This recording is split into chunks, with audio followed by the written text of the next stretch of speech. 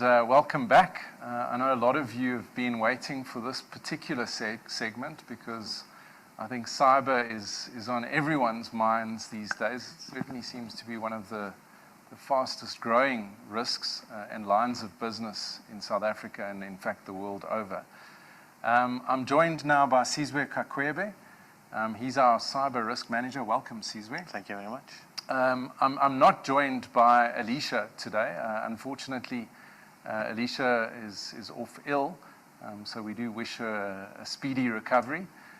But we'll try and get through this. And of course, Anton, welcome back. Also, firstly, congratulations, Sizwe. Sizwe, being the cyber guy, has just downloaded himself a human being, his first child. So welcome and congratulations. Thank you very much. Appreciate it. So yeah, we'll fill in the gaps here. Alicia was going to chat about some of the SME issues. I think we've all had some exposure to that. So we'll fill in those blanks. Just a reminder, the report is going to be available for download after the session. And then you'll see these stats that we're about to go through and, of course, much more. All right, let's move in. Those of you that attended the session last Wednesday would have seen this slide when we were talking about the directors and officers liability. We asked businesses to rank their top 5 business threats. There were about 25 on the list. These were the top 5 that came up. I've of course highlighted cyber, which was actually in 3rd place. 29% of business leaders said that that was their largest threat. So I think, I mean, certainly for us that are involved in cyber, we like to think it's kind of the most important thing. But does it surprise you that it's in 3rd place, Sizwe? 3rd place, not so much. I mean, I'm not surprised that it is in 3rd place. As a country right now, I think there's more pressing issues, more socio-economic kind of issues, high employment rates or unemployment rates, that is. You mentioned power issues earlier on.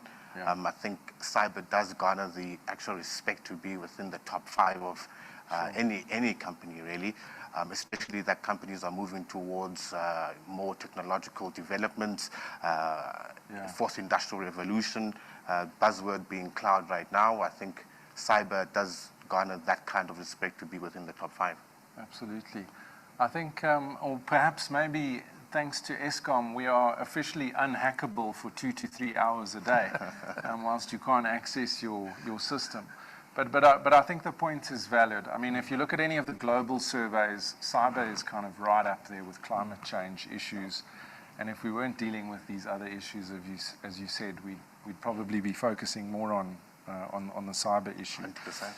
100%.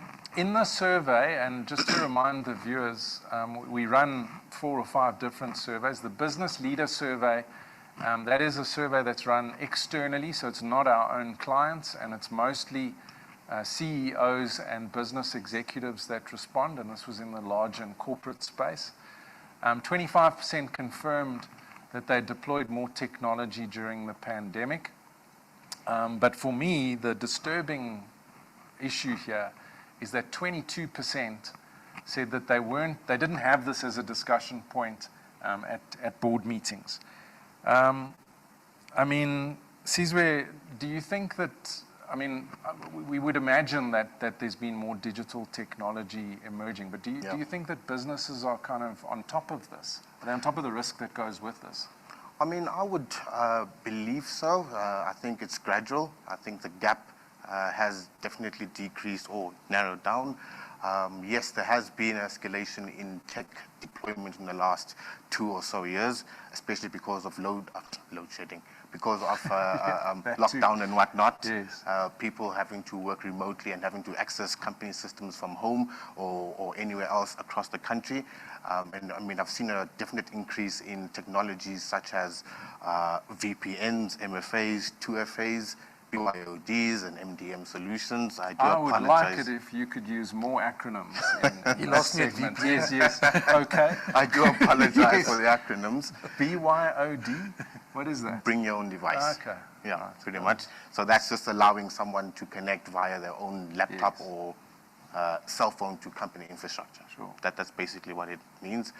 But yeah, going ahead, again, the risk that I've seen coming up is the fact that, first of all, the use of applications on personal devices, that has brought up a risk of, when the laptop is lost or cell phone is lost, if you don't have an MDM solution in place, you are unable to wipe that particular laptop's data, or you are unable to actually track it. So that's another risk. We've actually seen a number of breaches that have arisen from a device being 100%.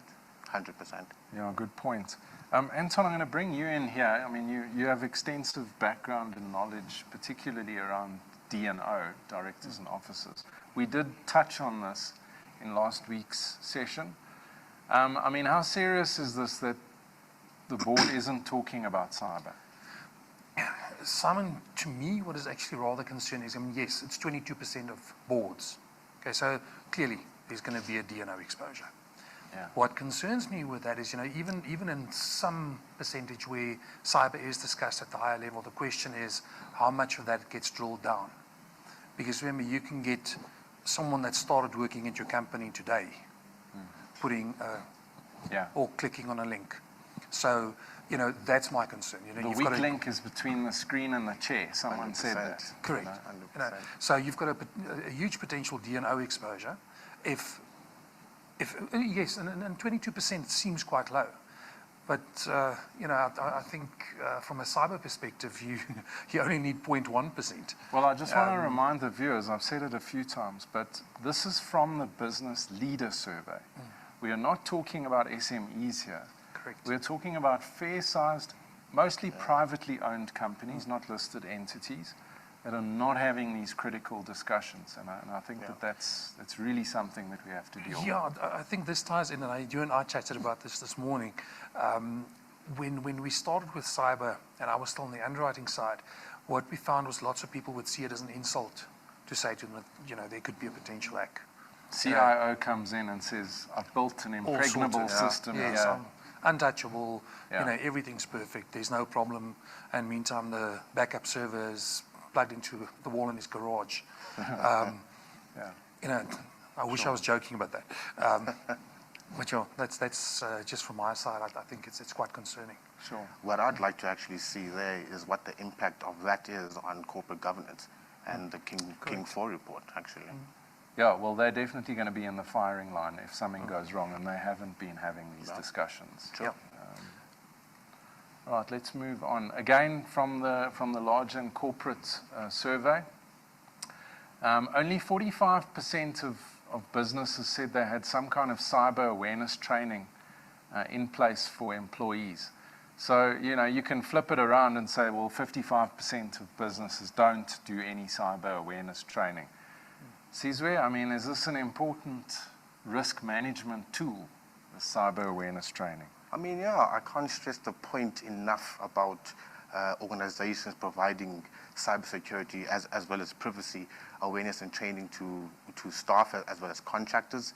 In the day, you can provide or throw as much technology as you want at the cyber problem. In the day, as you mentioned earlier, the real problem stands between the screen and the actual chair, right? And with that being said, for larger corporates that have 10,000 employees, that's 10,000 users that are on the network. That's 10,000 access points, 100%. That's 10,000 access points that the actual hacker has to play with. And that's a too large threat landscape for a small IT department to actually handle. And I think providing awareness and training is probably the cheapest investment that an actual company can make, is to train your actual I was going to ask you, because, I mean, I would imagine that deploying endpoint security and doing penetration testing and all these other things, those are quite expensive things to deploy. 100%. And yet here you have the opportunity to send out an email, invite people to training, maybe do some, spoof phishing type of attacks to monitor things, and it's just not happening. I mean, at the end of the day, your last defense against a phishing attack is probably your educated employee. Yes. Because at the end of the day, phishing mails do go past your firewalls and your DLP tools, and they land up on an inbox of an untrained employee who will most likely click on the mail and give access to a hacker to your corporate information. Sure, absolutely. I mean, I think to underline the point, I mean, it's just logical to make the assumption that we know that banks, insurance companies, some big businesses in South Africa have had data breaches. Yeah. You couldn't assume that they weren't spending enough money on security. Yeah. But that weak link gets exposed. The hackers know it. Yeah. It's the person sitting behind the computer. 100%. We also asked business leaders if they felt they had enough budget allocated to cybersecurity. And more than half said that they did not. So they didn't feel that they were making a big enough investment in the corporate sector in security. You see these quote requests, proposal forms and things coming in all the time. Are you seeing this? Is this the case? 100%. I totally agree with that. I would have thought it would have been a little bit higher than that. I've had multiple conversations with IT teams and IT departments. It is a bit of a contentious issue. End of the day, corporates will focus on what generates them revenue, and cyber or IT security is always seen as an enabler or a support function, and hence why it's always put at the back burner. But at the end of the day, your revenue generating activities run on some kind of operating system, database, or some kind of application. And if that goes down, your revenue is pretty much will be affected. Yeah, well, we're certainly seeing that the world over, not just here in South Africa. When we chatted to SMEs, we had quite a broad cutoff here for what was an SME. It was anything where there were less than 2,000 staff. 88% of the respondents said they believed that their security was adequate. So if you look at the previous slide where we said that CEOs were saying they didn't have enough budget allocated. Yeah. Here in an SME, you've got the opposite happening. You've got people saying, I am okay with my security. It's more than adequate. More than half of them said that they believed that their cyber exposure was relatively low. I should also point out, when you read the report, you'll notice that almost 2/3 of those SMEs were relying on free antivirus software. So they imagined that the security was good enough if they downloaded free antivirus packages. I mean, what would the risk be in a free antivirus package? I mean, once you said free antivirus, there's a nice little video that's making the rounds on LinkedIn, where it's a security guy at a soccer match who I assume is meant to be checking people going into the actual stadium. So all he does is just do this the whole day. So that's the impression that I get when you talk to me about a free antivirus software. It's like the illusion of 100%. security. You have someone there, but it's not doing much for you. Yeah, I mean, I know that some of these free packages are actually infected themselves. That's one risk.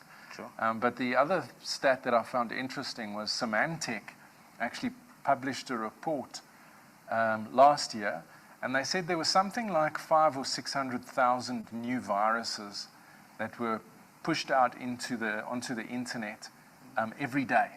I mean, the numbers are just mind-boggling. Now, the good free antivirus packages only get updated with the latest viruses every 30 days, because that's the selling proposition. You pay for the full package, it gets updated all the time. Yeah. You don't pay for the full package, it gets updated once a month. So by the time you get to the end of the month, you're conceivably exposed to about 15 million new viruses that your free antivirus package doesn't know about yet. So it really is just an illusion of security. 100%. I mean, if you're telling me that 88% feel that the actual security is adequate, but yet 63% or a third of the actual respondents are saying they use free antivirus software. 2/3. That's a bit skewed. Yeah, absolutely. That's 100% skewed for me. I also think it's worth chatting about the 64%, because what we also noticed here is that SMEs in particular didn't believe that they were targets, because they had the impression that most cyber attacks are targeted. In other words, I'm going to hack into Santam's computer database because they've got valuable data that I want. Yeah. Are they correct in thinking that, Sizwe? I'm not sure where that actual percentage is coming from. I mean, at the end of the day, the larger corporates have the tools and the capabilities to protect a company upfront. I highly doubt an SME would have all the necessary SIEM solutions, SOC solutions, and all those nice little technologies in place to adequately protect. So, I think what I got out of this was in that SME space, the average SME assumed that they had nothing of value. Not really realizing, and I'm going to go on to the next slide here, that often when they were hit with ransomware, it was a completely random attack. They hadn't been targeted, actually. Yeah. They just were unlucky enough to click on one of the millions or hundreds of millions of emails that were floating around on the internet. Yeah. And they completely ignore that element of cyber, which on the right-hand side here, 30% of the businesses we surveyed in our cyber survey said that they'd already sustained an attack in the previous 12 months. Between 25 and 34%, you can see there was more phishing happening in the corporate sector. And then the inverse was true on ransomware, where we said 17% of corporates had a ransomware incident, but 25% of SMEs had a ransomware incident. Any comments here, Sizwe? I mean, the corporate space, I totally understand why there'll be way more phishing emails going towards corporate. Again, we had discussed this a bit earlier. Companies are more investing in technology and not necessarily its employees. Again, there's a larger attack surface area when it comes to attacking employees than trying to get through firewalls, right? So I totally understand that. From a SME perspective with ransomware, it makes sense in a way. End of the day, SMEs don't have the necessary tools there, you know, and technology to adequately protect against ransomware and in actual particular backups. So there's quite a correlation between ransomware and backups. If you back up on a regular basis, off-site and offline, you can erase and rewind. 100%. You lose that ability if you haven't been doing it. 100%. So there's definitely a correlation there. That is a good point. Anton, I mean, our portfolio at SHA on cyber is, I guess you could say, still in its infancy stages. We've had some excellent growth over the last 18 months, certainly since Sizwe joined us in December of 2020. But in terms of claims, I know you've raised with me on more than one occasion that we're sort of seeing some cyber-related claims creeping into other portfolios. Correct. Into the financial institutions areas. I don't know if you have any insights Simon, there. I think the difficulty is that you know, of everyone that we've surveyed here, you know, lots of them might be professionals. Some of them might be in the financial services sector, that type of stuff. And I think the biggest problem is exactly what they're saying. Well, you know, I'm adequately protected, and they're not. They won't necessarily even know. Everyone thinks a cyber attack is this ransomware and this skull and crossbones pitching up on the whatever, and everything disappears.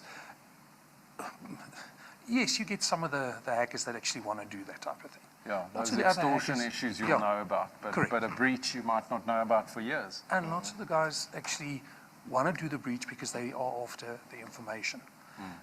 There was a large bank in a territory that we're no longer allowed to do business in, you know, that sort of, you know, go over their borders and attack everyone else. And someone hacked the system there, and they sat in the system for close to 2 or 3 years. Sure. And they built up an algorithm and then started taking money out, and it mirrored, you know, all their transactions over the past couple of years. There were no unusual spikes or anything noticed. Correct. Yeah. So it wasn't, you know, that let's dash in and run out with the money.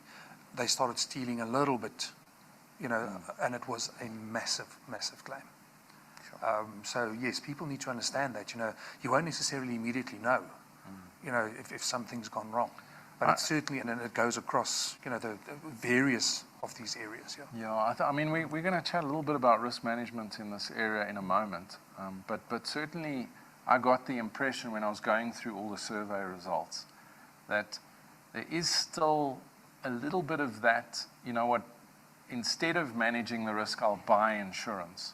And I mean, you were telling me the other day, like only 1 in 10 risks were we actually happy to put down capacity on the corporate side. 100%. Because there was that kind of mentality around the risk management.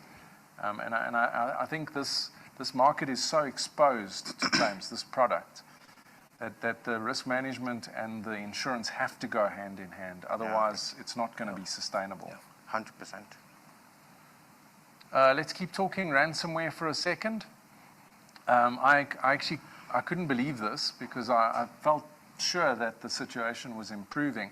Lots of numbers on the screen. I'll just explain what you're looking at. We're comparing 2020 here to 2021, and we're talking about ransomware in the SME space.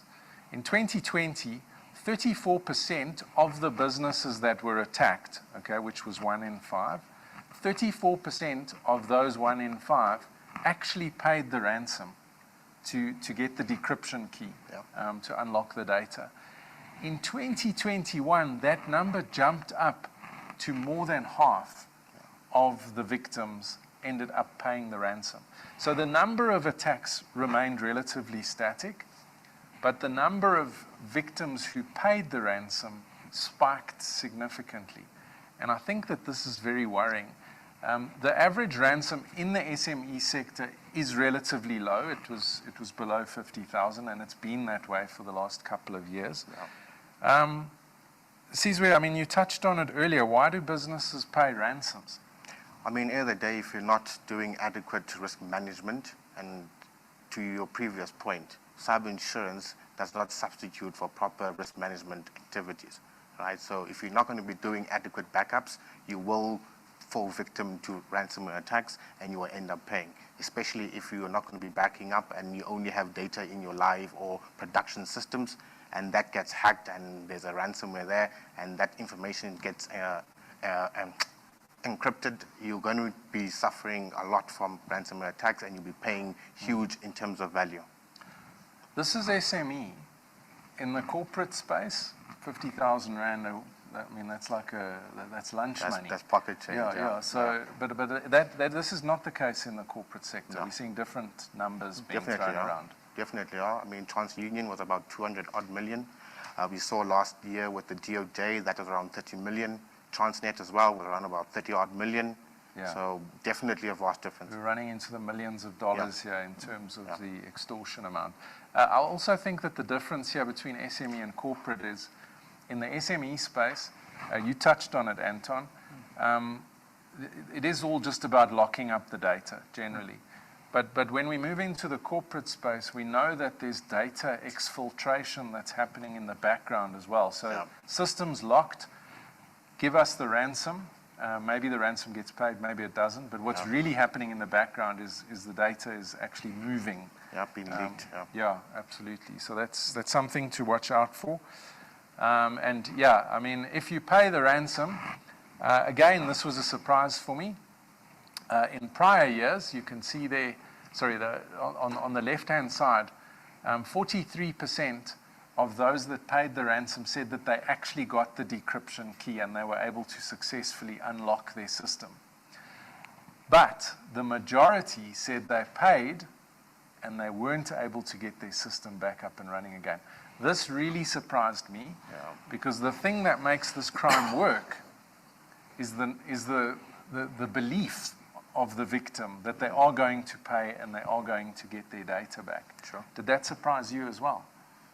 Not particularly surprised. Since you're dealing with criminals. Yeah. I mean, I guess the 43%, they were dealing with criminals that had a bit of integrity and gave back their actual data. Not so much with the 53%. Most likely that information was resold on the dark web and for additional income. So these stats are not too surprising to me. Yeah, if I can just add something to that, Sizwe and Simon, the one thing that we need to keep in mind with the SME type of attacks, it's below 50,000. So there's not 1 or 2 or 3 targeted accounts. There's millions of these attacks going out on a regular basis. So that's one of the additional risks, in my view, that a SME runs, is that for the 57%, the hacker might not know the money's in his account because there's a million lines in the water. Yeah, And high volume stuff. Yeah, so with the large corporates, there's someone that you can speak to. There's a whole different type of dynamic there. Where on the smaller end, it's not like, It's like dealing with a call center. correct, and all you need to do is pay. I want to know if you've received my ransom. Yeah. Yeah, but that's exactly it. I mean, you've got so many, and it quite potentially could be something like that. It's just hordes and hordes and hordes of those things going, and maybe they didn't put the correct code in to say who it was that paid. It could be silly things like that. But I mean, imagine running that business on the other side, and there's a million individual payments coming in, and you've got to match it with a million. You've got to keep your victims happy, surely. Where's the customer service these days? Just falling down all over the place. Not really relevant, but we asked also if the victims had been hit a second time after paying. In 2020, a quarter of people admitted to that. And in 2020, no one admitted to that happening. But I think we can safely assume there's a big embarrassment factor associated with this. Business interruption, which is obviously something that's covered by cyber policies following a data breach. 69%, again, we're talking SMEs here, were offline for more than 24 hours. And you can see there on the right-hand side, 17% actually said that what they lost in terms of money was between 250,000 to $1 million rand. It doesn't seem like a long time. I think we know when we talk to brokers and clients about business interruption, you're talking about sort of 12 to 18 months indemnity periods and things like that. And here, generally on a cyber policy, the indemnity period is only 90 days. 90 days, 3 months. But I think important, of course, depending on what type of business it is, being offline for 24 hours could cause significant financial loss. Yep. I think someone said to me in another session, imagine if Takealot goes offline on Cyber Monday, just for 24 hours, what the loss of revenue would be. I mean, a practical example would be Facebook. They were down for a couple of days. They lost quite a few hundreds of millions over that time period. In ad revenue and all of the other things. 100%. Sizwe, but it's not all about data, of course. Being offline could be in a factory or something. And I think that's often where we don't spend enough time focusing on the physical business interruption. Have you seen much in terms of factories, manufacturers wanting cyber and not having security sort of up to scratch? I mean, I definitely have seen a few come in, not as much as the financial services The sector. data-heavy businesses. Yeah. 100%, but not so much in the manufacturing space. But yes, I have seen, and the issues there that I'm coming across is the level of security posture that those particular industries have, which is not up to par with financial services, and rightfully so. But at the end of the day, you need to be at a certain level of security posture, and right now, I just get the impression that they're just not there yet. Yeah, I think, I mean, look, we've rolled out a product now through the Santam commercial space that covers business interruptions for SMEs. I think we do have a lot of work to do in terms of educating businesses right across the spectrum. Just the last couple of slides here, we asked our SMEs in particular, do they know about cyber, and did they hear about it from their broker? There's been an improvement. So 58% said in 2019 they had no broker giving them advice on cyber. That number's come down to 46. It is the SME space. I think there's a lot more chatter happening with the larger businesses, but we know we've got work to do here. In terms of actually buying cyber, do you believe these numbers, Sizwe? We're saying in 2021, 39% of SMEs have got cyber insurance already. Yeah. I mean, I've definitely seen a vast increase in the number of actual requests coming in. So that is a relative impression of the actual percentages there. Rather, I do feel that the 39% is still quite a bit low. but I am expecting that to come up quite a bit, at least by next year sometime. But yeah, that percentage is a bit low. My impression of this, and I think this is where we've almost created a strap for our own backs in the industry. Out of desperation, the industry, to try and get traction on cyber, launched quite a number of, call it cyber light products, maybe that only cover the liability segment of the exposure. And I think that's a risk. That's the cheapest part of the cover, generally, for most businesses.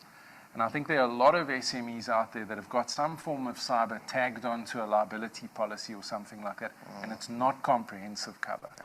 The other thing, Simon, as well, is lots of fidelity guarantee policies include a computer crime section. And also might give that impression. And might give the impression that there is a cyber cover, but obviously that's not cyber cover. Yeah. So that might just be the perception. And if you look at the percentages with people with brokers and without brokers, that might explain, why it sits at 39% and not at a 12%. Yeah, absolutely.